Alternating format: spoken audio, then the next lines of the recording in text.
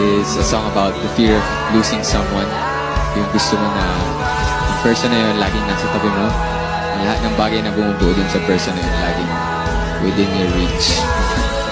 And ang title nito ay Bawat Piyesa.